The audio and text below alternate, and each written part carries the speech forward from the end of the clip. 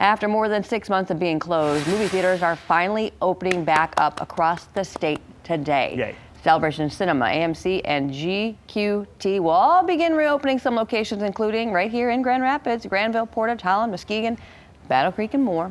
They're all taking steps to protect your health and safety. They'll be limiting capacity inside the theaters, which I kind of like that anyway, yeah. Right? Stepping up, cleaning, and they're going to go ahead and encourage people to pay for their tickets and snacks online to avoid those lines. Absolutely. I'm so happy for that family and for that business. Hey, the canned hard seltzer trend is still going strong. I'm listening. Men Distillery is getting in on it. And this is a craft micro distillery you may have heard of locally. They've announced black cherry and peach hard seltzers, now available at their tasting room in Kentwood. $12.99 for a 6-pack, or just buy individual cans for $2.99. Oh, I'm sorry, I misread. $12.99 for a 6-pack, and that $2.99 from each sale goes to breast cancer awareness charity. Bravo. Even better. Yeah. Wise Men, which makes a variety of spirits with Michigan-sourced ingredients, first opened just last year. Recently, they were ranked among the top 10 best new craft distilleries in America in a USA Today poll. We're seltzer folks in our households. Buy local. Buy local. Absolutely. Hey, Chris Draper, a 20-year veteran in the NHL, enjoying a remarkable moment in the role of hockey parent earlier this week. He selected his own son in the draft. The Detroit Red Wings and Draper, their director of amateur scouting, selected his 18-year-old son, Keenan Draper, a right wing, in the 7th round.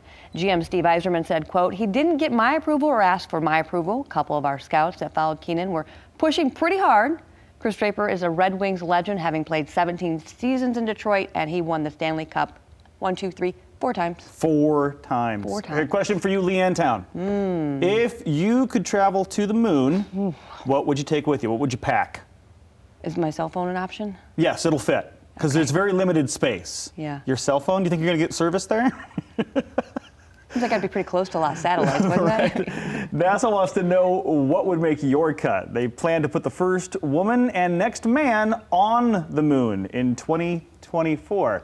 Would you take a little tiny teddy bear, a little stuffy, maybe some cookies? So hashtag NASA Moon Kit. That's what you use on social media. You can post pictures or videos like this one on Instagram, Twitter, or Facebook to show what you would pack. Now, you got to be able to fit this in a small space. Astronauts have to squeeze all of their personal items in kits that measure 5 by 8 inches and only 2 inches high.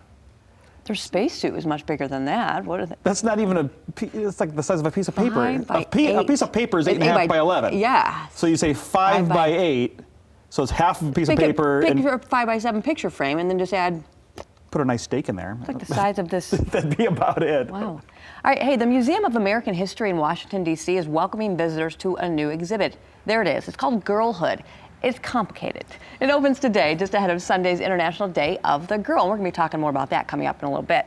The exhibition highlights girls that have been on the front lines of change, like Helen Keller and activist Naomi Wadler, and it showcases how girls have made an impact on American life and how they've shaped history. It's free to visit, but due to the pandemic, advanced reservations and face masks will be required. The exhibition will be on display until January 2nd of 2023, so there's plenty of time to visit.